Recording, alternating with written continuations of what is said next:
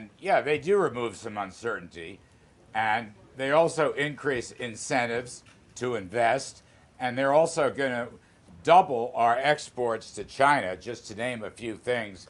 I think it's important that people understand just how important these economic growth measures are going to be. And I just want to say, Sandra, you know, President Trump's under fire in a lot of different areas. I support him, of course, in his entirety. But on trade in particular, it was argued that he was a nationalist, he was a protectionist, this, that, and the other thing. We are putting together historic, and I mean historic, trade with USMCA, Canada, Mexico, and Phase 1 with China. And if I may, you know, we've learned from the president, and that includes me, tough bargaining and tough negotiating pays off. And so we can help defend the American economy, we can grow it, and we can help defend whether it's manufacturers, farmers, ranchers, cattlemen, technology people, financial people.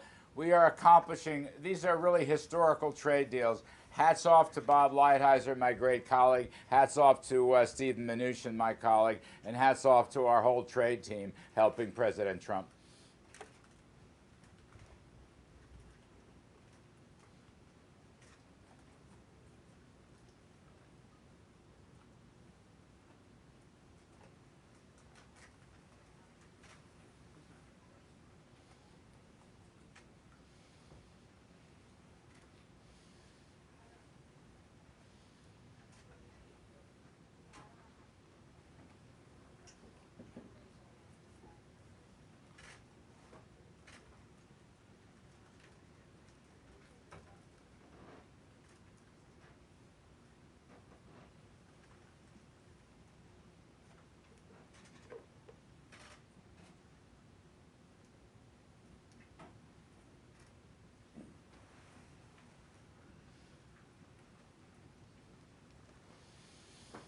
Well, Senator Toomey is an old friend of mine, and I have the highest regard for his free trade views.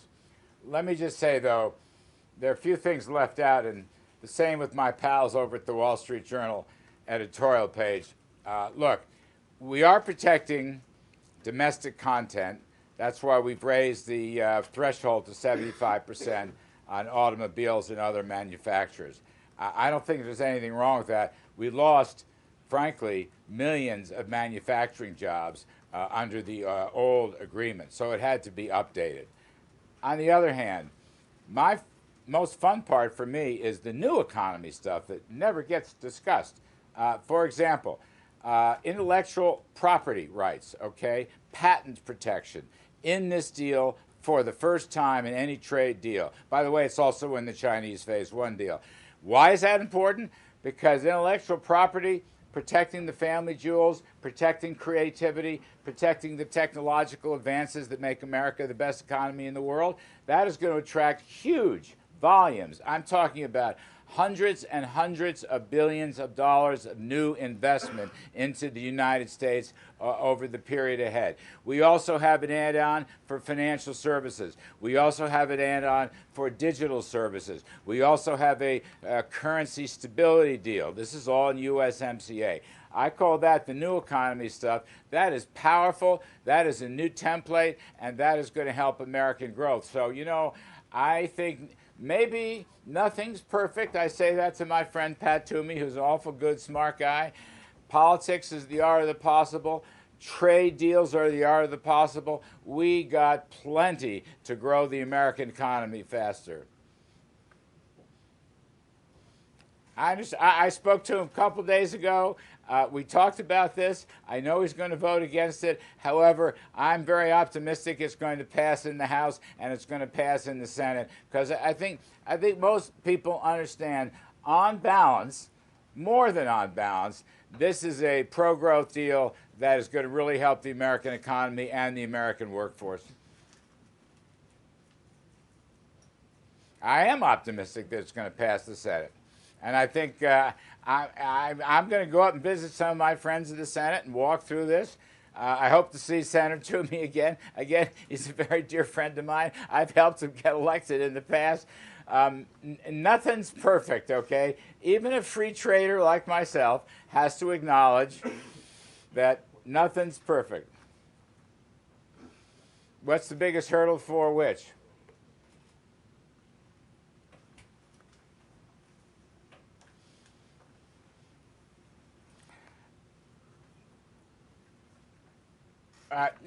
Look, nothing's perfect.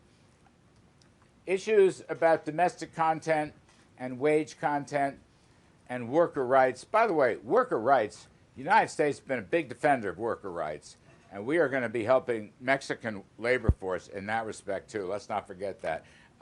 Again, I'm going to argue that with digital services, financial services, with protection for intellectual property, literally hundreds of billions of dollars of new direct investment are going to come into the United States in the weeks, months, and years ahead. The estimates, the International Trade Commission, I know they have a range of estimates, but they're talking about, at the midpoint, about 350,000 new jobs a year. That's a very big number, and 0.75 percentage point of additional GDP. Sandra, those are gigantic numbers over a period of time.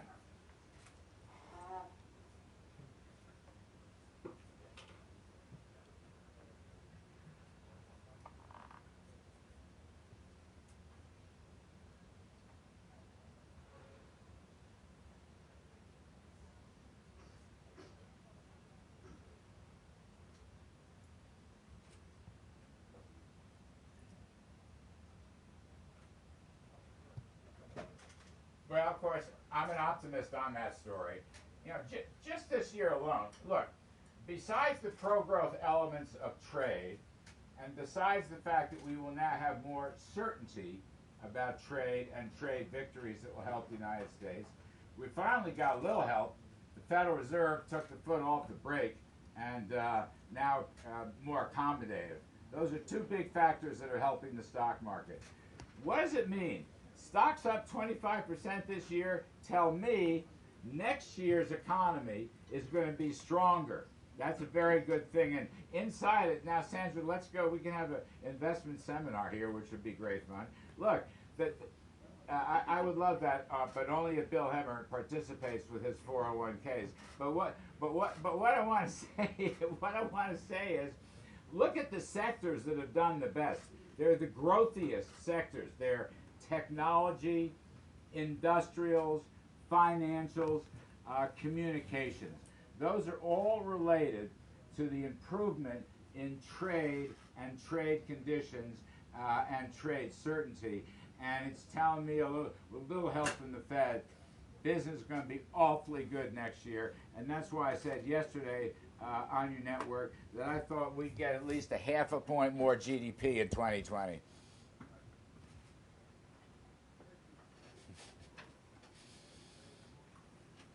Anytime. Last point, Donald Trump, President Trump, tough is good. Hard bargaining pays off. Let's not forget that. Thank you very much.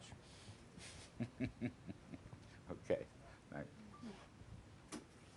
My pleasure. Thanks for having me. Appreciate it very much.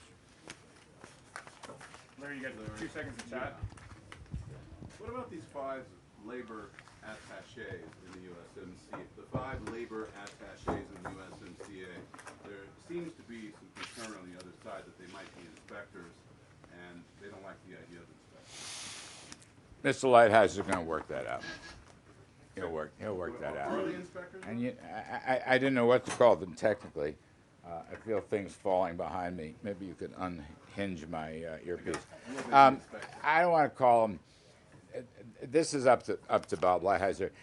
Let me just say, though, as a generic point, which I think is very important, anything that helps worker rights is something the United States is 100% for. I mean, that's the important thing. It kind of sounded like, well, we didn't want that. Of course we want that. We want all the countries that we trade with to have the same worker rights as we do here. And so if we can help that process in Mexico, that's a very good thing. I'll just philosophize for one little second.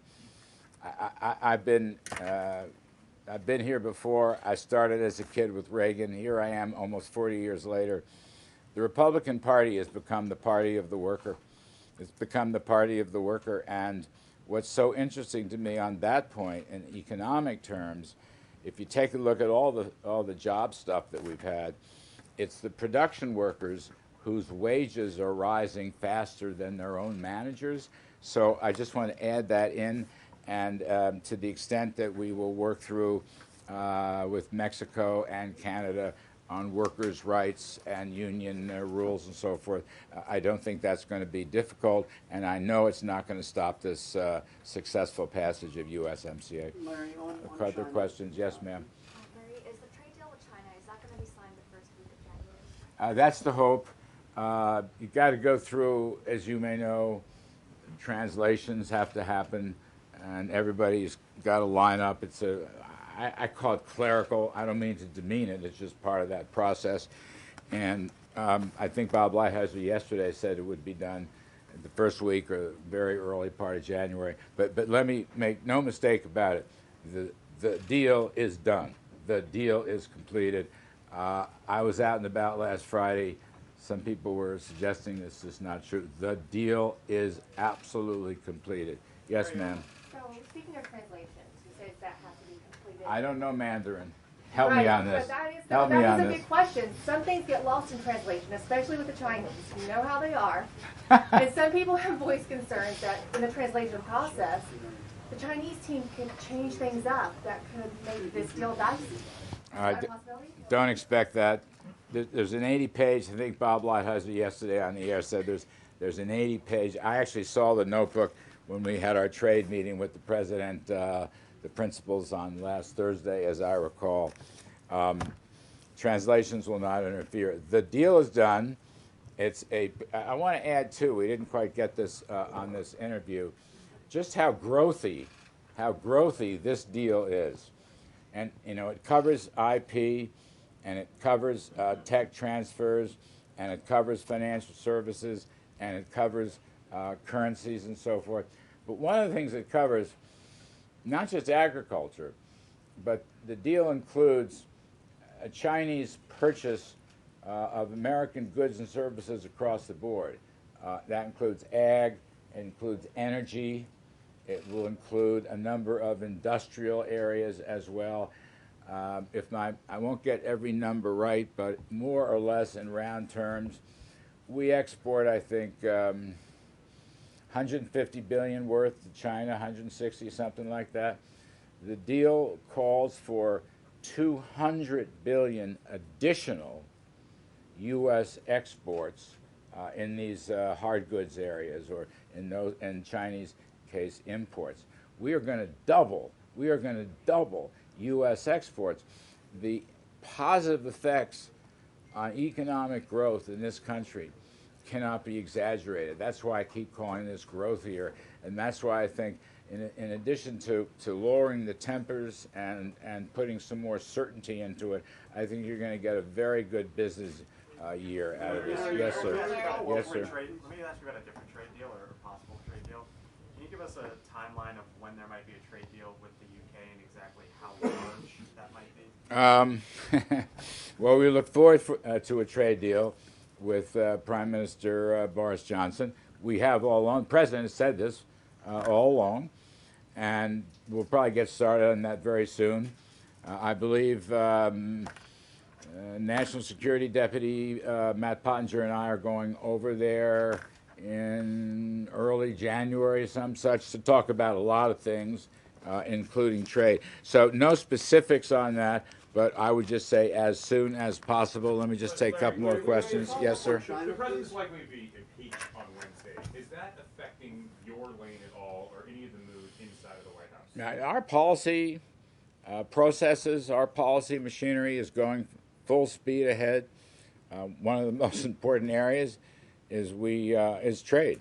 I mean, we've signed off. The team is behind him on trade. I don't see it in policy terms. In fact, I don't see it distracting the president at all, as a matter of fact. But I can tell you, whether it's trade, we had an economic briefing, We're moving ahead on 5G. We're moving ahead on deregulation. A tremendous decision by FERC is now going to allow pipelines running from the Marcellus Shale west to east into the New York State, New England area. That's coming from our policy deliberations. So my short answer is no. I don't see any interruption whatsoever. President Trump is a man possessed of enormous energy, and he just continues despite all the things being thrown at him. And for what it's worth, I don't think this impeachment thing comes to anything. Just a couple more questions. Yes, sir. Yes, sir. What about the designation of China's currency? When will it be lifted, the designation of the market manipulator? Well, that's up to the Treasury Department. But again, as a thank you for that question, because it raises a key point. Currency stability, no currency manipulation is a key part of the Phase 1 deal. You'll have to ask the Secretary Mnuchin and his gang at the Treasury for more specifics. One more. Yes, ma'am, please. Back on China, what about Phase 2? When will those negotiations start? Well, pretty soon. We'll sign the dotted line on Phase 1. I think it's a ministerial signing, Mr. Lighthizer and Vice Premier Liu He. I offered my office upstairs on the second floor. After that, Phase 2. Let me make one point. I think Bob Lighthizer mentioned this yesterday, but I know he and I have talked about it. Phase 2 and its outcome will depend in some way on the success of Phase 1. The two are going to be linked. And if we're moving along and the commitments are being kept on Phase 1, I believe that will make Phase 2 that much more cooperative and easier to get done. But I can't give you a specific date. Thanks, everybody. Appreciate it very, very much. Let me get your earpiece. Is this his?